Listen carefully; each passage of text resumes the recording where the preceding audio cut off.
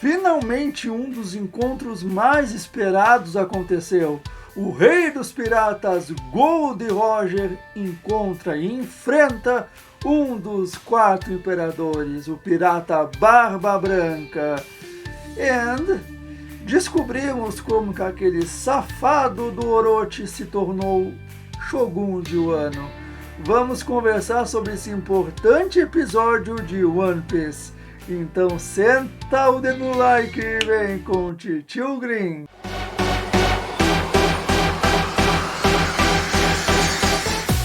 Fala gurizada, tudo tri com vocês? Green aqui para mais um vídeo, mais uma análise de One Piece. Antes do vídeo, aquele velho e bom recado. Gurizada, pedi para tu deixar o like nesse vídeo para dar aquela fortalecida no canal. Só assim o YouTube vai perceber que apesar de o canal ser novo, pode sim ter uma relevância. E o teu apoio é muito importante, tanto dando like ou dislike, tá aí para ser usado, mas comentando, participando, interagindo no canal. E se tu é novo aqui, eu peço sim um voto de confiança que tu se inscreva no canal e ative o sininho. Sério, isso é muito, muito importante. E agora o vídeo. Bom, gurizada, como vocês devem ter percebido, semana passada não teve vídeo de One Piece. Eu acabei ficando doente e optei em ficar de repouso e me resguardar. Aliás, semana passada foi a semana dos YouTubers doentes, né? Teve pelo menos uns 5 aí que eu conheço que estavam doentes, né? Impressionante. Mas todo mundo espero que esteja saudável, eu estou melhorando, não 100%, mas quase 100%. Mas também uni o útil ao agradável, porque eu estava pensando e repensando se eu seguiria trazendo o anime de One Piece ou se eu iria migrar para o mangá de One Piece. Como a maioria das pessoas sabem, o mangá está bem à frente na história, né? Bem à frente mesmo. Então eu estava repensando, será que eu sigo com esse anime? Será que eu passo para o mangá? Porque eu adoro essa obra, então eu quero ter um conteúdo de One Piece no canal. E desde quando eu estava apenas com Digimon, eu pensava, eu vou seguir com One Piece, beleza, eu quero ter One Piece no canal, mas eu vou seguir qual linha? O mangá ou do anime? Eu optei no anime. Mas ultimamente eu estava assim, pensando, repensando em qual das duas linhas eu vou acabar optando. E bom, momentaneamente eu vou seguir apenas com o anime. Vou seguir, vou dar mais uma chance. É um anime que eu sei que tem um potencial incrível e um anime que eu vejo, adoro esse anime, apesar de ler o mangá também. Mas quem sabe daqui a algum tempo, não muito distante, eu não tente também trazer o mangá de One Piece, ficar nessas duas vertentes. Mas vamos falar um pouco sobre os 2 episódios. Eu vou apenas fazer uma rápida síntese do que aconteceu no episódio passado e me atender mais a esse episódio, que foi um episódio muito importante para a obra, no sentido de explicar pontas soltas, para fazer com que vocês, que a gente entenda como que algumas coisas aconteceram, como que chegamos em determinadas situações. Mas, fazendo aquela rápida pincelada do episódio passado, a gente percebe que o Oden conseguiu salvar a Toki, totalmente errado. A Toki cuidou de Oden, a Toki restaurou os ferimentos, curando, né? E ele se recuperou muito rápido, né? Inclusive até a Toki brinca, nossa, será que ele é humano? Pois é. Aí a gente vê que os piratas Cassiopeia, uma coisa bem feia, atacou de novamente a Toki, né? Aqueles piratas que tinham meio que sequestrado, tentado na verdade sequestrar elas, e o Oden apareceu e salvou ela, né? Aí eles voltam com o capitão, né? O próprio Cassiopeia, obviamente, né? Já que são os piratas Cassiopeia. E aí é dito, inclusive, que os piratas Cassiopeia acabaram entrando como filhos, como membros do bando do Barba Branca.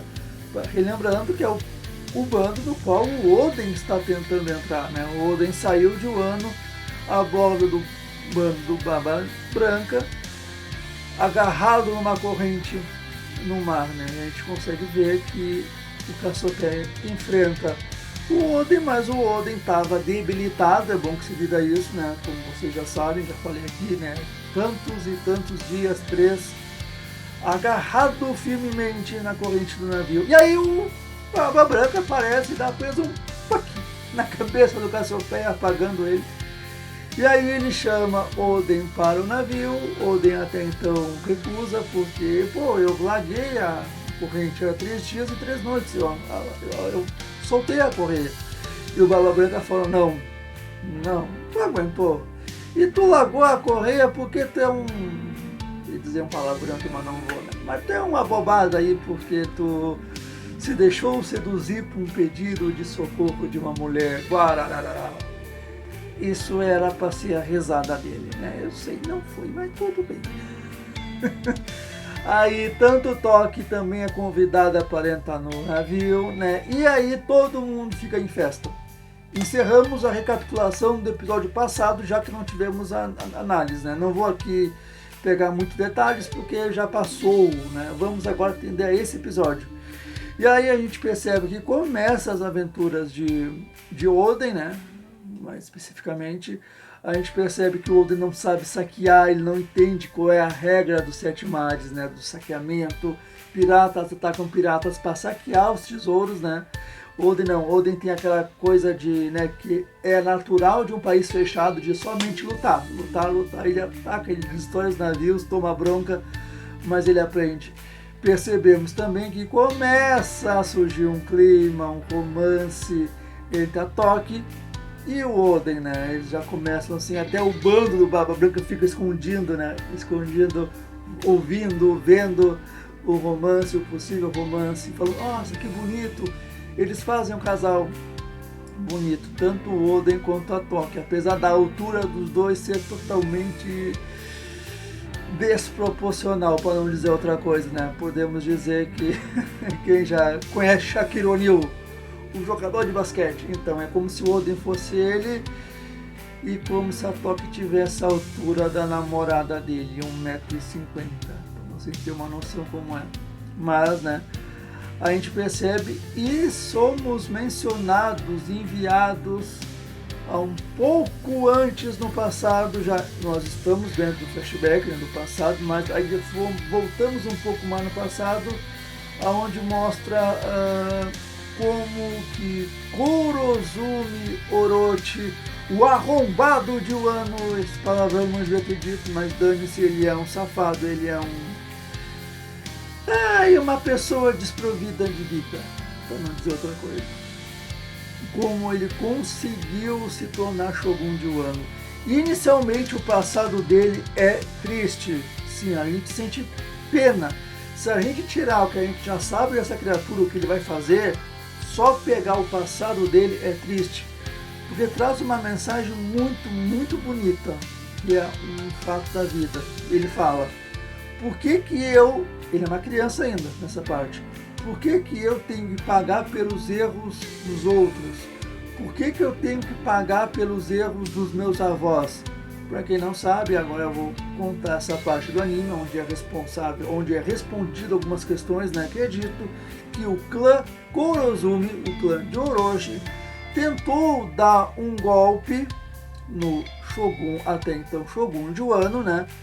Que era o avô do Odin. Bom, existiu daimyos, e esses daimyos eram responsáveis por várias regiões de Wano. Como eu já falei para vocês, daimyos é como se fossem governadores, para vocês entenderem, né? E o Shogun é o presidente, para vocês entenderem uma linguagem mais simplista. E nesse ponto a gente consegue ver que o avô de Orochi era um dos daimyos. E ele tentou se apoderar de Wano. Ele envenenou todos os outros daimyos e fez parecer como se fosse um atentado de outros aliados, como se fosse terceiros tentando dar um golpe, vamos assim dizer. Inclusive ele fingiu estar apavorado com medo de ser o próximo, né? E quando ele estava conseguindo, o avô de Odin estava muito doente, aconteceu um milagre e nasceu Sukiyaki. Sukiyaki, o pai de Oden. Nasceu o filho do Shogun e com isso os planos do clã Kurozumi, o clã do Orochi, foi desvendado e ele... como é que eu vou dizer isso aqui? Porque se eu falar o que é, o YouTube vai cortar meu acesso. Ele cometeu seppuku. Procura aí na internet que é seppuku. É um ritual, é uma tradição de samurais, aonde quando a sua missão é cumprida e ele não tem mais utilidade, eles, com a honra de um samurai, com a honra de um oriental, ele comete o seppuku. E aí a gente já, quem não sabe, né, vai ficar sem entender, porque eu não posso explicar muito, senão o YouTube corta meu acesso, eu não posso dizer a palavra. Mas talvez tenha percebido o que é. E aí o Orochi, criança, né, depois de explicar para vocês, ele fala: por que eu tenho que pagar pelos erros dos outros? E a gente vê muito isso na vida, né? Muitas pessoas, às vezes, pagando por erros de familiares, né? Então, mais uma lição em One Piece, né? One Piece, que é uma obra fantástica que traz problemáticas da vida real para dentro de uma obra fictícia, de uma obra animada, e faz com que a gente reflita na vida, nas nossas ações, em tudo. Tá aí uma bela dica. E aí o Orochi, dentro desse conflito, ele acha uma casa, um casebre velho, e lá tem uma véia totalmente assustadora. E ali eles começam a traçar o plano para Orochi se tornar o Shogun de Wano, o que ele é atualmente no atual presente momento da história. E aí a gente vê que ela tem a habilidade de se transformar em pessoas que ela já viu, né?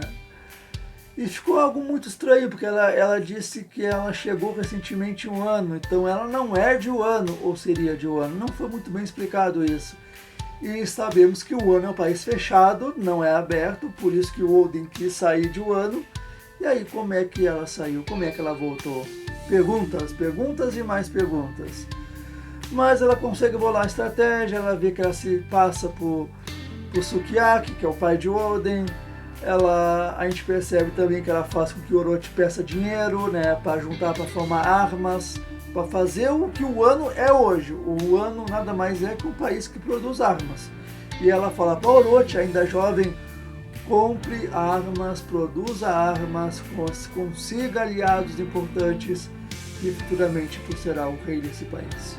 Isso ela faz, ele acredita desde pequeno. E ele consegue.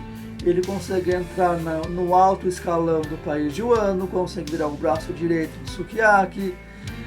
Essa véia se transforma no próprio Sukiyaki e faz com que o Orochi vire, né, um regente, até que Oden, esse sim já está no mar, vire Shogun de Wano. E a gente volta para Oden. Percebemos que ele está pensativo. Será que ele está percebendo alguma coisa, sentindo alguma coisa? Porque até então a notícia dentro do país de Wano já vazou, já se espalhou que Sukiyaki veio a nos deixar. E aí a gente se pergunta como que aconteceu, ou há quanto tempo Sukiyaki já se foi, e essa véia que tem o poder de se transformar, como eu falei, não está atuando como Sukiyaki. Mas aí numa ilha está um certo navio de um certo pirata, e o bando do Barba Branca avista esse navio. E todos os piratas Barba Branca invadem a ilha desse pirata, ou que está esse pirata. E esse pirata é nada mais, nada menos que o inigualável Goldie Roger, o rei dos piratas. O homem que é responsável por começar esse anime. E a gente vê o bando do Gold Roger bem novo, né? Novos, né? A gente está no atual presente momento. Alguns já se foram, outros já são idosos, né? Mas a gente vê que o Oden vai para cima de Gold Roger. E o Gold Roger simplesmente com um golpe, né? O Karuasai que ele dá ali, ele simplesmente manda o Oden pro raio que o parta. E aí a gente vê o Barba Branca indo e colidindo a alabada dele com a espada de Roger. E assim o episódio se encerra.